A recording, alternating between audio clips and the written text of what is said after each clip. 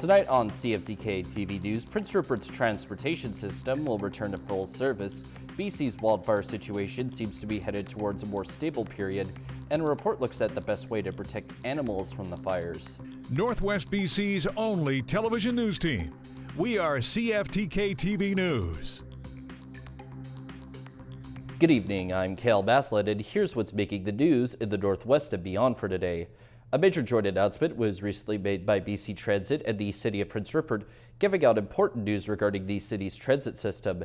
It was said in the announcement that after a period of time where Prince Rupert's public transportation services had to be reduced because of labor challenges, full service levels are set to come back on August 1st.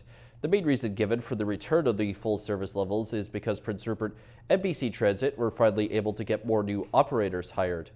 Anyone who is seeking out updated schedules and maps of particular bus routes in Prince Rupert or is wanting to sign up for BC Transit's personal alerts for their frequent customers can go to the web link of bctransit.com/Prince Rupert. The Smithers Community Services Association is struggling to find a new housekeeper for the Better at Home program. This issue is creating problems for at least one client in Annette Maisie, who is a longtime client of Better at Home. Her previous housekeeper resigned back in April, and since then, Maisie and her husband have struggled to do tasks such as dusting and mopping the floor. Many seniors rely on the Better at Home program, which is available to seniors who may need help with grocery shopping, housekeeping, snow shoveling, and many more services. Myung Lee, who is the executive director for the association, would like a new hire as soon as possible. Lee is looking for someone who can provide cleaning services but also socialize with the clients. In the meantime, the program is suggesting for clients to find private housekeeping until they can find a new hire. The wildfire situation in our province is now starting to stabilize as cooler weather starts to head our way, but the past 3 days have been exceptional when it comes to lightning activity. As CTV's Penny Daflos reports, it's kept everyone on their toes. Sunday through Tuesday, British Columbia skies lit up with a stunning number of lightning flashes. 80,007. Significantly higher than usual for July, but it's still not clear if it'll set new records. I think it's certainly up there. We have yet to verify it against the whole database and to see if we can extract that kind of statement. New fires sparked in the wake of the ground strikes, but it wasn't a worst-case scenario because while the terrain is dry, rain went hand in hand with the flashes.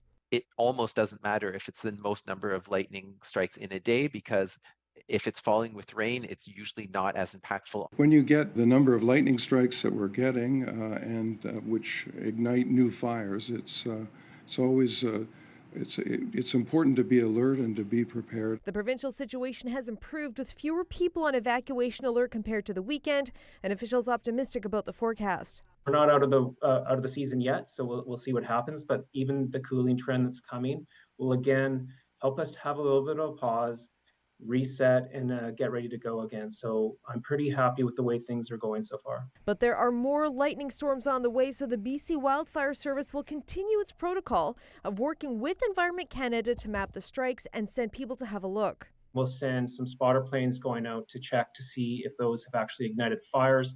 We'll keep track of them and we'll mark them for crews. And while hot weather will continue in much of the southern half of BC, so far, I think we're on track to contain and control the wildfires that crop up. Positive news after a difficult couple of weeks. Penny Daflos, CTV News, Vancouver. But the fires are not only impacting people, animals and livestock are also under threat. CTV's Kevin Chirac takes a closer look at the scramble to get animals to safety and the crucial message from officials to plan ahead. A rancher on horseback guides his cattle away from the out-of-control Shetland Creek wildfire burning over the ridge. In some cases, livestock forced to navigate tricky terrain in hopes of fleeing the flames to safety. It's a lot. There's a lot emotionally invested. There's a lot financially invested. Chris Newman runs a Facebook group to help in these dire situations. We're super fortunate, especially in the ranching, horse, and agriculture communities in BC here. Those are the people that are willing to drop everything at a moment's notice. He says many people on his page have offered transport, food, and land for the animals, but so far, the support has far outweighed the need. We're bracing for what may happen, what we've seen happen in the past. it doesn't take much. A bad 12 hours or 24 hours can make all the difference, unfortunately. Over in Vernon, one animal auxiliary has helped relocate goats and given out supplies for people and their pets in nearby communities forced to evacuate. It's very hard to move animals within a very short period of time. She urges people to plan ahead and get animals to safety during the emergency alert. The evacuation can happen at any time. It could happen seconds even after, or minutes after the alert. The BC SPCA advising pet owners in threatened areas to pack a grab-and-go bag. Things like some food, their medications, a way of identifying the animals, so if they're chipped, the information that's on the chip so they can identify the animal. He says so far no animals from evacuation zones have been brought to SPCA shelters, but they'll be ready if called upon. Kevin Chirac, CTV News.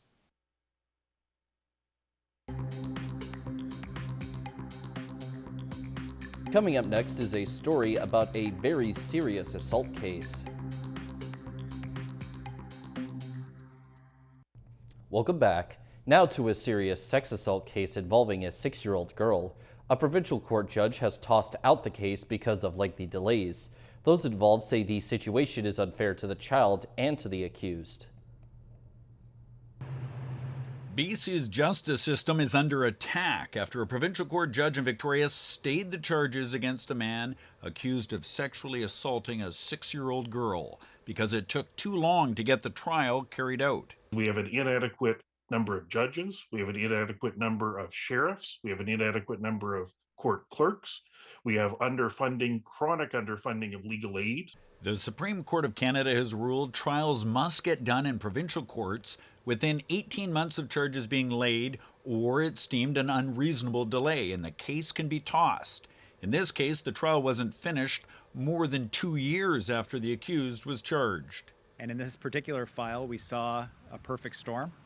That storm included 3 months to get Crown prosecutors assigned to the case, illness by a witness, 1 sick day by the accused's lawyer, the judge being unavailable for certain dates, and issues with scheduling, evidence, and an interpreter. A really, really sad situation, because the reality is that this was entirely a preventable situation had the justice system been adequately resourced and managed. In a scathing ruling, the judge said, "This matter alleges the sexual violation of a young child. There are few types of cases more deserving of priority in these courts."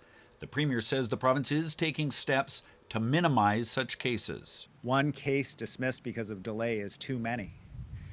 We've had about 19 of these, as I understand it. The lawyer for the accused tells CTV his client maintains his innocence, that he wanted a trial to clear his name and has taken every effort to have it heard quickly, but those efforts have been frustrated by delays outside his control. This individual accused of a very serious crime had this hanging over their head for years. Judge Malin McKim noted the same about the little girl.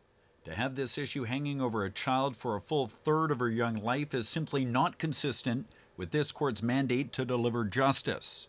Justice that in this case was never fully tried in our courts. It was quite the violent 48-hour span in Vancouver recently, as 3 men were randomly stabbed by a stranger in the downtown core. This came after the bodies of 2 women were also found a day apart in the waters of English Bay.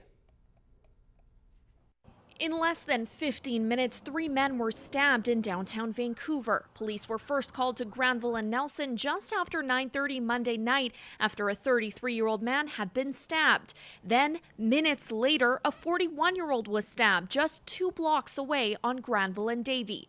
At 9:52, a third victim stabbed at Granville and Nelson. We have 3 victims, all required medical treatment.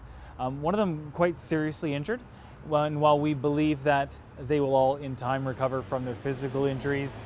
A suspect who police confirm is in his 20s has been arrested and remains in custody. Police are working to determine what the motive behind the attacks was, if any, but confirm all signs point to it being random. We do not believe, because he was arrested, because he is in jail, we do not believe there's an imminent or ongoing public safety risk. It follows two women being found a day apart. The first discovered around 10 Sunday morning by a passerby on Sunset Beach. The second just after 1 Monday afternoon by the yacht club near Kitts Beach. The identities are not known at this time, but the woman discovered on Sunset Beach is believed to be in her 20s or 30s with dark skin, possibly black, with distinctive tattoos. We have a lot of unanswered questions, including whether or not these deaths are connected and whether or not these deaths are the result of crimes. The discovery concerning, especially for women of color. Having two deaths back to back in a very public place did highlight a level of general fears that I think so many women have anyway about public safety. Vancouver Mayor Ken Sim issuing a statement referencing the incident, saying they've shaken the community. Sim says he will work closely with VPD to ensure public safety. Some councillors are pointing fingers at higher levels of government. We're trying to give our police department the tools they need to do their job. And we need other levels of government to really reassess what their role is and how they can do a better job. Turning to tonight's weather, the north coast is likely to see a chance of showers, plus a low at 13 degrees. The Terrace-Kitimat area will probably also get a chance of showers, although with a low of 12 degrees instead. And the Bulkley Valley and Lakes District should see partly cloudy conditions instead, with a low at 10 degrees. On the north coast, the upcoming week might get a little sun, but clouds and rain otherwise, put the high shifting from 16 to 14 degrees. In the Terrace-Kitimat area, the next week or so should have a tad bit more sun, but still mostly rain and clouds, and the high will bounce between 24 and 20 degrees.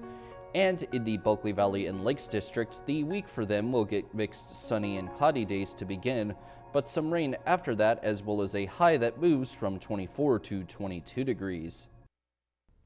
Checking out the highways now, visit Drive BC for the latest and up-to-date conditions, and as always, drive safe out there. On Highway 16, there is limited visibility, utility work, bridge maintenance, construction work, and electrical maintenance. Highway 118 has some bridge construction. Highway 37 has some paving operations, roadside brushing, and maintenance. And this is what the roads were looking like this afternoon around the region from the view of the province's highway cams.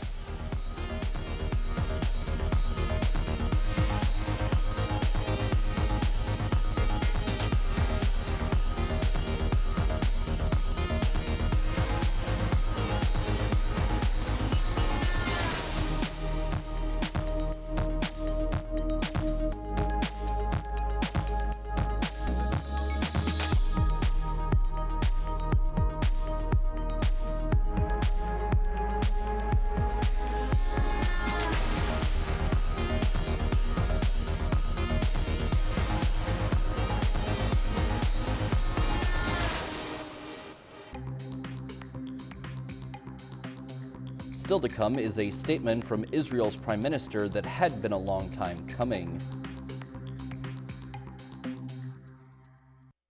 Welcome back. One man is dead and police are still trying to identify a suspect after a street fight led to a stabbing in Surrey's Newton neighborhood recently. CTV's Ben Bilger has more from King George Boulevard. Police flooded into this area just before midnight on Tuesday, and when they arrived, they found one man suffering from serious stab wounds.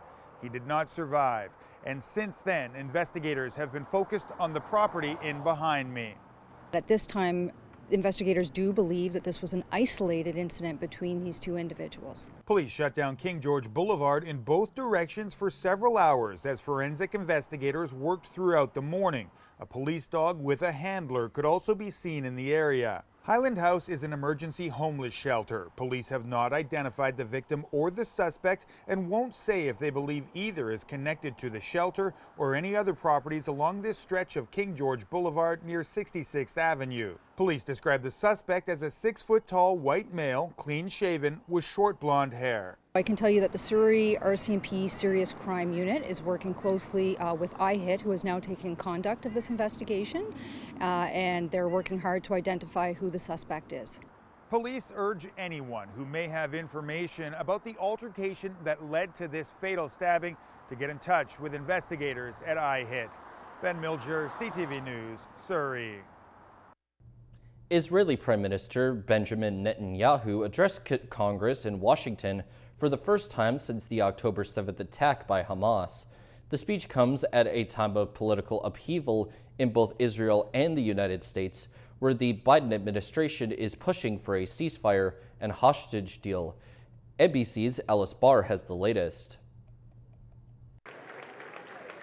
In a highly anticipated and deeply divisive move, Israeli Prime Minister Benjamin Netanyahu today addressing a joint meeting of Congress. America and Israel must stand together. The Israeli leader making the case for continued U.S. support in the war to eliminate Hamas after its brutal October 7th terror attack. Our enemies are your enemies. Our fight is your fight. And our victory will be your victory. The bloody 9-month conflict has now claimed the lives of more than 30,000 Palestinians, according to health officials in Hamas-run Gaza, and led to a humanitarian crisis. Are we ready? Protesters gathering outside the capital today, tensions high, as Prime Minister Netanyahu faces widespread criticism for not doing more to protect civilians and to bring home hostages. I will not rest until all their loved ones are home. Like American Israeli Sagi Dekel-Ken, whose frustrated father questions why Netanyahu hasn't reached a ceasefire and hostage deal. Our Prime Minister, and there's no pleasure in me saying this, has come here for political theater. Roughly 40 Democrats in the House and Senate planned to skip the speech, and Vice President Kamala Harris chose not to preside over it, instead keeping to a scheduled event in Indianapolis with an historically black sorority as she embarks on her presidential campaign. She and President Biden are set to meet separately with Prime Minister Netanyahu this week, as is former President Trump, all while President Biden prepares to address the nation tonight about his decision to drop his re-election bid and the path forward. In Washington, Alice Barr, NBC News. And now we turn our attention to the stock markets. The Canadian dollar is down 14/10 of a cent. The price of gold is down $62.20. Oil is up 69 cents. Natural gas is down 9 cents. Aluminum is up $5.50. In Toronto, the TSX is down 31.54 points. The Venture Index is down 3.28. In New York, the Dow Jones is up 81.20 and Nasdaq is down 160.68. Still ahead is a Canadian women's soccer scandal just before the Olympics. Welcome back. At the Olympics in Paris, Canada's women's gold medal defending soccer team is embroiled in scandal. 2 staff members have been sent home accused of using a drone to spy on an opponent. One of the people sent home, assistant coach Jasmine Mander, is from Delta. CTV's Paul Hollingsworth reports on the possibility of further repercussions.